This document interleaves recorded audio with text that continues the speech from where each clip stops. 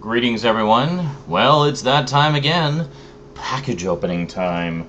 Today, we got a big one from longtime YouTube viewer and second-time package sender, bwrosas. So let's get right to it. I'll give you a little intro, I guess, after the titles, and then we can get straight into the package opening today on the Multimedia Chronicles.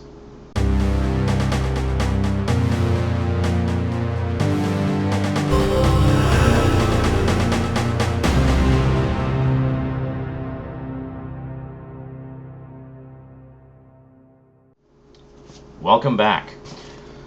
Whew! Okay, now this one, you may recall bwrosas, also known as Brian, sent along a package, I guess a couple of months ago, and he was wanting to send some more stuff. And he did the first package he sent. He did a bunch of videos about the making of the package and such. So I already actually knew most of what was going to be in it.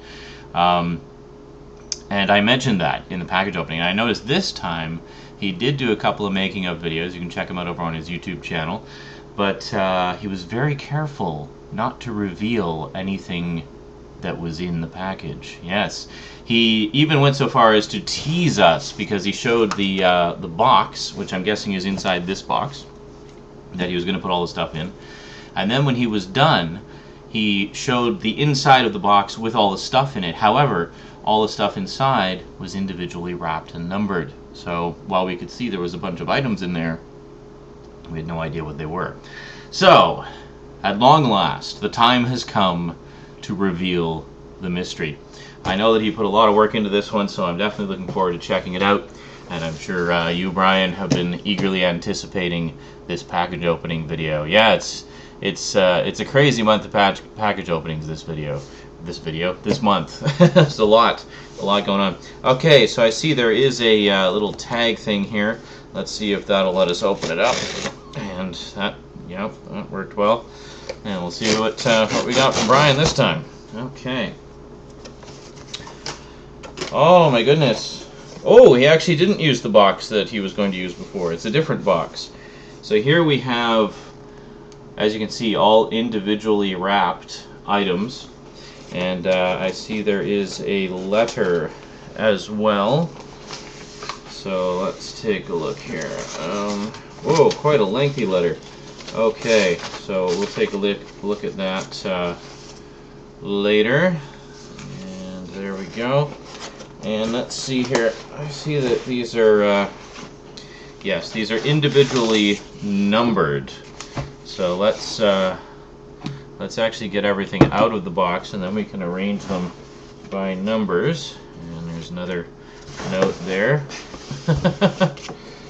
Okay, there we go. The box is empty, and we have a stack of stuff here. So we're going to check this out.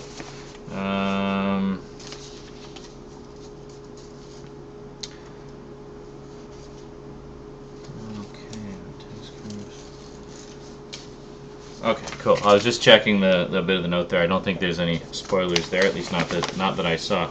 Okay, so I guess what we will do is start with number 1. You can see this is in a nice little envelope. Okay, so I see it's actually got those nice little clips in there that make it very easy. So no slobber on the glue there. It's just quite nice. Okay, so let's take a look here. Hey! Oh, a rare movie. The Invisible Kid. I think I might have vaguely heard of this one a while back. So, basically, these are ones that Brian put together himself, just much as the last one, collection of rarities, I'm guessing, and hard to find stuff that isn't otherwise available. Let's see. The Invisible Kid. A nerdy teenage scientist discovers a formula for invisibility and uses it to take a revenge on all those who have wronged him, and also to spy on the girls' shower room. Perfect, because we all know that's exactly what we would do if we could turn invisible. Okay, so, and there's a little note, I'm guessing, with each package here. So, okay, The Invisible Kid is a movie from 1988. It is a teen comedy. I don't know if you've heard of it, but it stars Jay Underwood, China Phillips of Wilson Phillips, and currently on Dancing with the Stars, and Karen Black. It is a very funny 80s teen film, so enjoy. Well, thank you very much. I'm sure I will. Okay, so let's move these down here, and we'll try not to make a big pile. Okay, so then we have number 2, again with the little clip on the back there. So let's check this out here. Okay. Oh, nice. Yeah, this is one I've actually owned a few times. We have Street Fighter, the 1994 film. Yeah, most people would probably say, yeah, why would you ever want to spend actual money on that anyway? I've always liked the 94 film. I sort of enjoy it for what it is. I think it's just a good, cheesy, funny action-adventure movie. And come on, Raul Julia as Bison, he's awesome. He steals the show. It's such a shame he was clearly not doing too well. He looked pretty sickly back then. So Street Fighter is a 1994 American action film written and directed by... Sorry, there's a hair. I can make my own Brian clone. American action film written and directed by Stephen E. D'Souza. It is based loosely on the same titled video games produced by Capcom and stars Jean-Claude Van Damme, Raul Julia, along with supporting performances by Byron Mann, Damien Chapa, Kylie Minogue, and Ming Na. Very cool. Yeah, I think I saw Street Fighter in the theater originally, and then I owned it on Laserdisc for quite a while. And I see there is a Blu-ray edition out, which I'll probably pick up at some point. Where are we here? So, yeah. Street Fighter, the 1994 movie starring Van Damme. Don't know if you have it, but if not, here you go. Enjoy the action, and yes, I got this from a torrent. There we go. Gotta love the BitTorrent networks, eh? There's number 3. Number 3, okay, here we go. Number 3. Okay, let's check this out here. Alrighty. Take a look. We have... Ah, yes. This is one I actually do have, but thank you basically for the backup copy. We have Batman Beyond, Return of the Joker, the uncut edition. As far as Batman the Animated Series goes, I actually do have all of the movies that they did. The only thing I'm lacking is the TV series, which I do plan to get at some point. I will be actually tracking down hopefully tracking down the complete series set. Gotta be wary though, there's a lot of Chinese bootleg editions out there, and obviously I'd like to have the original. Batman Beyond, Return of the Joker, uncut. This is the original uncut film that fans wanted to see so badly that they did an online petition for it. Yeah, I remember that. Again, I do not know if you have this. If not, enjoy. I certainly will. As I say, I do appreciate having a backup copy because, you know, it's good to have those. I was going to say episode 4. Episode 4 of the package here. Okay, we've got... let's take a look here. Wow, you have been busy. A busy, busy bee. Oh, sweet. This one I know is not available any other way. Nice. We actually have the Mighty Mouse movie, The Great Space Chase. Yeah, I think this might have been released on VHS back in the day, but I don't think it's ever seen a DVD release. Certainly doesn't have a Blu-ray release. The serialized Mighty Mouse story, The Great Space Chase from the New Adventures of Mighty Mouse Saturday morning series, made it into a 1982 movie by Filmation. The film got a big screen release, a re-release as a kids' matinee film, and was released on VHS. Yeah, I didn't think that it had been released on DVD. Yeah, just Sharpie label. Lord knows I've labeled a lot of my discs with many a Sharpie. So there we go.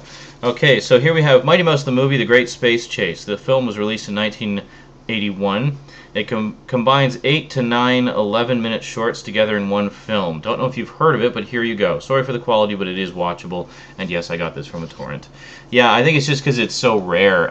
Just nobody has a decent quality copy of it out there. So hopefully we'll see it on DVD at some point, which would be nice. So... I don't think I've ever seen it. I used to watch the original Mighty Mouse, of course, and I watched a bit of the one that Ralph Bakshi did in the 80s, the New Adventures of Mighty Mouse or something like that. Anyway, the Ralph Bakshi one is available on DVD.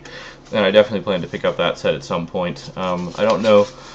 I think a lot of the excuse me, long day. I think a lot of the original shorts are available on public domain collections and whatnot. So here we have number S, 5 of course, and just opening it up here. Let's take a look. We have the best of Disney's Bonkers. Again, this I definitely know is not available officially. Yeah, I don't think there's any Bonkers on DVD as far as I'm aware. I think it's one of the ones that fans have been wanting to see for a while, and we just have not seen it. So we have the best of Disney's Bonkers. We have Going Bonkers, the pilot movie, the uncut version. New Partners on the Block, a Going Bonkers sequel. Casa Bonkers, personal favorite of mine. And bonus, some Bonkers music videos, fan vids. Well, that's stuff you're definitely never going to see on an official release. So thank you very much. I will definitely enjoy that. And I'm sure Rosie will enjoy that as well. So the best of Disney's Bonkers. This is a DVD I made myself. It has the uncut, unedited pilot Going Bonkers, aired back in 1993, as well as the sequel and transitional episode New Partners on the Block, which introduced Miranda Wright, one of my personal favorite episodes, Casa Bonkers. It also has some Bonkers fan vids, fan-made animation music videos that I made as well. So have fun watching. Very cool. Yeah, I'm not unfamiliar with music video fan vids like AMVs and things like that. I used to check a lot of those out back in the day. Very cool. So finally we have number 6. I don't know why I keep showing you the back. There's really nothing to see on the back other than the little clip here. So let's take a look. We have... Oh, wow! I've never even heard of this one. The Lionhearts, the complete series. I think maybe you mentioned this one to me in one of your videos. This sounds vaguely familiar. Lionhearts, the complete series is the complete series that ran from 1998 to 2000 in weekend morning syndication. Very cool. I have never heard of it, and I will enjoy checking this out. Lionhearts, the complete series. And I see you have a fairly extensive note with it. Let's take a peek here. The Lionhearts Complete Animated Series. This is a series released into weekday morning syndication back in 1998 by MGM. It is a very good series that just didn't get its just due. Sorry for some bad quality. Had the VHS I recorded the series on, a video CD by a friend here on YouTube by the name of Raphael XD. If you have not heard of this series, and it just ends mid-sentence. Okay, well, cool. Thank you. Alright, so here we have 7, 8, 9, and 10 bonus. Let's check this out here. A piece of tape holding it all together. I'm not sure, this feels like a bunch of DVDs, I guess. Oh, holy Moses. There's a lot of stuff in here. Okay, it's another four DVDs here. Let's take a look here. Okay. Peter Gabriel Play, the videos. This is a gathering of all hit music videos from the 80s to the 2000s. Don't know if you're a fan of his music. I am definitely a Peter Gabriel fan. I wouldn't call myself like a huge diehard fan, but I definitely enjoy his music. And I also liked a lot of the stuff he did when he was the lead singer for Genesis. Really cool stuff. I've always found his music videos to be really creative and innovative, and used a lot of techniques that you didn't really see much of in music videos at the time. So here we go. There we go. Okay, so, and that's all the contents there. I'm not going to bother reading everything because it's a lot of stuff on there. You can just read that at your leisure. Okay, so quite a lot of stuff. Wow, very cool. Okay, put that there, and then next up we have... Oh, sweet! I have never seen this one, but I have heard about it. Let me just take it off. I don't think it's available officially anymore either. We have Animal Olympics. Yeah, I remember seeing some clips of this, but I've never actually seen the whole thing. Animal Olympics is a 1980 animated film produced by Lisberger Studios and released by Warner Bros. That's where I saw this. Steven Lisberger, of course, who did Tron. There was some clips of Animal Olympics in the extras for Tron. on the DVD. Yeah. Originally commissioned by NBC in 1978, it was produced as two separate shows intended to air along with the network's 1980 Winter and Summer Olympics coverage. Though it never found a theatrical distributor in the U.S., Animal Olympics was soon acquired by Warner Brothers for home video and pay TV release.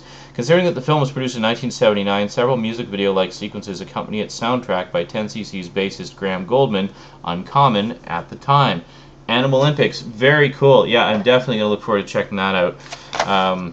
Because I've never seen it before. Animal Olympics. This is a movie you have heard of growing up. Originally, it was to be broadcast on NBC to coincide with the Olympics, but due to invasion, it didn't occur. Instead, it was made into a movie. Again, hope you don't have this. Enjoy. No, that's very cool. I've been wanting to check that one out for a while, just because it's sort of an unusual little piece of animation history, and you know, I like a bit of animation history. So I'm just going to get the tape off the little notes here so they're not sticking to everything. Just be a second here and we should be good to go. Okay, almost done. And there we go. Okay.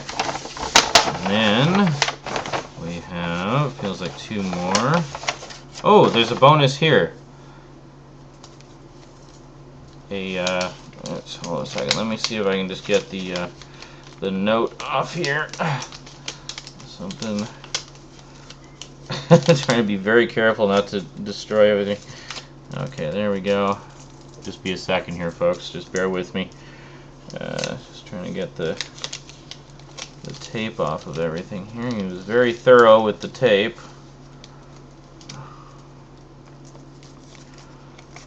Goes right around. I see you wanted to make extra sure that the notes stayed with their specific items, and that's understandable. I've had cases where notes have been misplaced. I think actually when I did the one of my recent package openings, the one with from Evil Priest, I missed one of the notes because it fell out and it fell on the floor, and I didn't discover it until like days later. Bonus DVD, the second volume of my fan vids from 2009. Volume 1 did not fab copy, but number 2, it has fan vids based on comics, cartoons, and much more. I hope you like. Oh, very cool. Fan vids I made in 2009. This disc 2. Very cool. I will definitely enjoy checking those out, because I know you're a huge fan of many things, and I'm sure you do some interesting fan vids. Okay. Oh, hey. New Cutie Honey Collection Volume 2. This anime originally came out in the 70s and brought back big time in the early 2000s. It is very funny at times and action-packed with action. I hope you like it. Nice. I've actually never seen this. I have heard of it, and I think I have an MP3 of the theme song somewhere. I always really liked the hyperactive theme song. I know there's been a few different incarnations of Cutie Honey over the years, but yeah, very cool. I love this era of animation and this you know, just sort of cheesy the comedy style of stuff. Set 100 years after the original, it follows protagonist Honey Kisaragi along with her friends from the Hayami family as she fights criminals in the fictional Cosplay City. Awesome. Honey, a female android, has a device within her that allows her to transform into various personas or summon weapons and other powers by shouting, "Honey Flash!" Very cool. So that's Cutie Honey Volume 2. Definitely going to enjoy that. There's another one. Did you ever see one called Project A-ko? Another one from the 80s.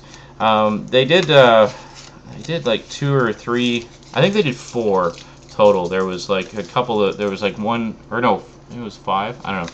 They did a couple of like they did I think 3 movies and then a couple of direct-to-video ones. And that looks like the last item we have. Well, this will give me a start on the DC animated universe, or give me a taste of it anyway, just to kind of tide me over before I start collecting the official releases. Obviously, we have Superman Doomsday. Yeah, this is one I will actually be picking up on Blu-ray at some point. Of course, at the moment, I'm focusing on the Marvel stuff, But I'm going to be taking a quick aside from that because I really want to get Batman Year One on Blu-ray. So I'll probably be buying that maybe with my next paycheck. I'm not sure yet. But yeah, this is one I've definitely been wanting to check out because I actually read the original comics, the story of the death of Superman, when it originally came out, and it was very good stuff. Superman Doomsday is a 2007 American direct-to-video animated film adaptation of the popular DC Comics storyline, The Death of Superman. The film's generous amount of violence and adult language garnered a PG-13 rating from the MPAA. Most of the more visceral deaths take place just off camera. For example, Doomsday snapping the neck of an armed forces soldier. However, the fight sequences are very intense. During the Doomsday Superman fight, Superman vomits a puddle of blood onto the ground, perhaps the most visual use of blood in the entire film, as well as the blood shown seeping from Toyman's blanket-covered corpse on the patrol car after being flung to his death by the Superman clone. Very cool. Yeah, I'm definitely going to enjoy checking that out, and I will definitely be picking up the Blu-ray at some point. But at least in this case, I can enjoy I can see the movie for the first time. So very cool. So I'm going to read the note here. I just have to find what order they go in. One and. We're all over the place here. Hold on a second. Okay. Oh, I see. He actually, a lot of these are duplicates of the sort of individual notes that accompanied the DVDs here. It says, Dear Sean, aka Zaren Isaac, first read this part, all within are not poster covered, but text covered, just like when you would record on VHS back in the day, so I hope that helps you unmask these deals. And that's page 2, and page 3, and page 4. Here we are. Okay. And page 5. Okay, here we go. Hope you like these DVDs overall. Most were DVD fab or copied.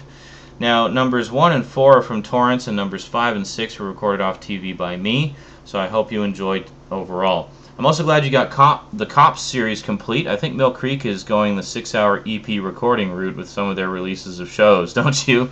Yeah, that's a very good equivalent, actually. It's like the lower speed VHS recordings would give you lower quality, lower bit rate on DVD gives you better quality, give you worse or lower quality.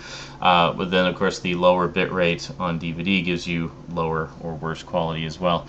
It's not as bad as some that I've seen. For the most part, I find the Mill Creek releases they're at least watchable, but they're nowhere near the same quality you get from a bigger, more sort of deluxe company like Shout Factory, or certainly what you get from the big studios.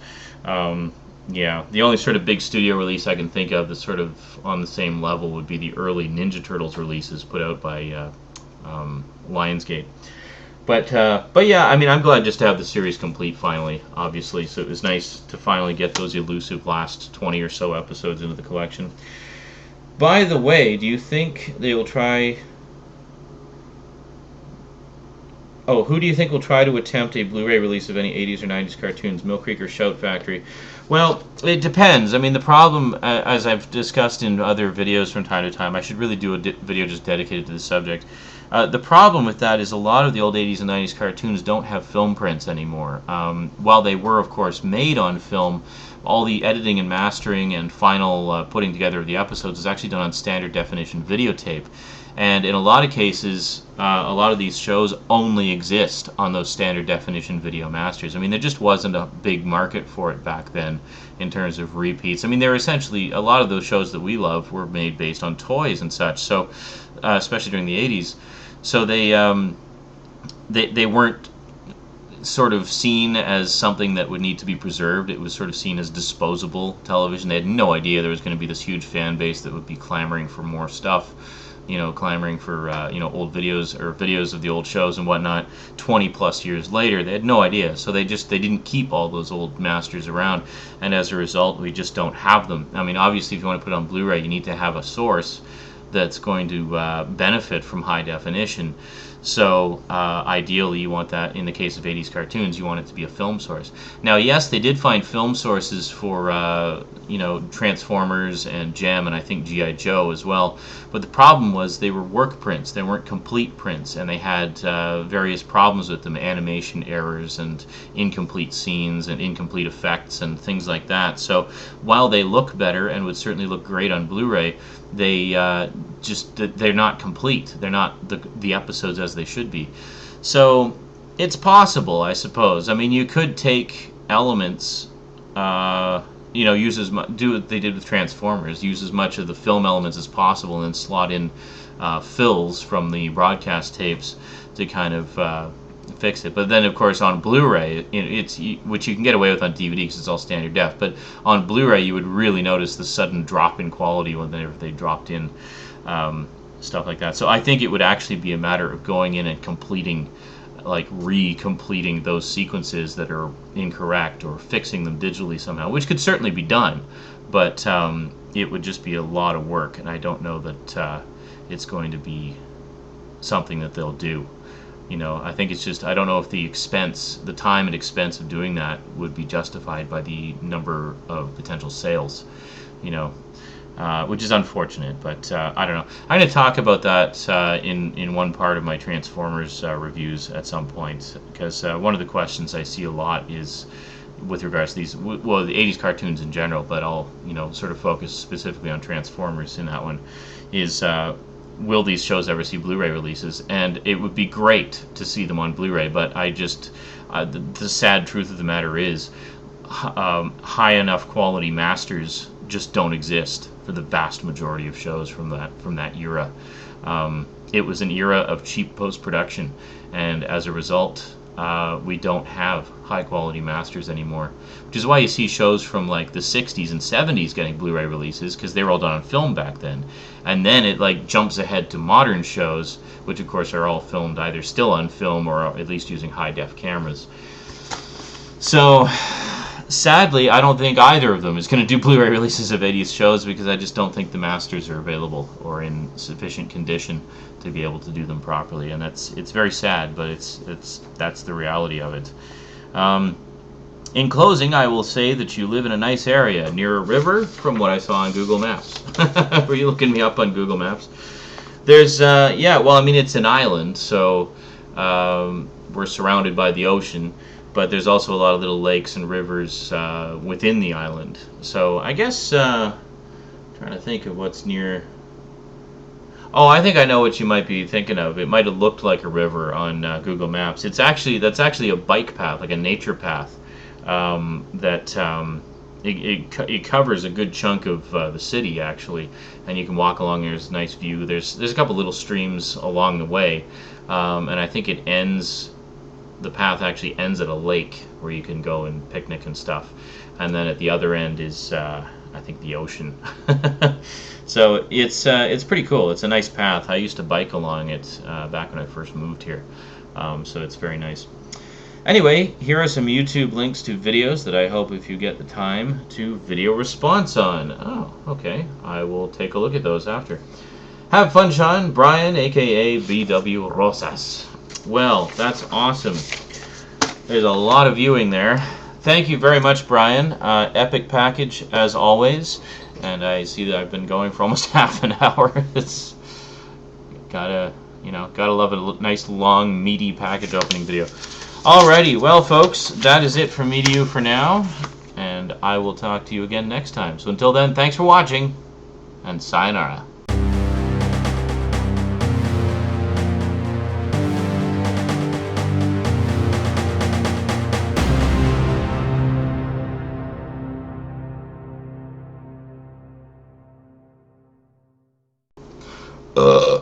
Excuse me.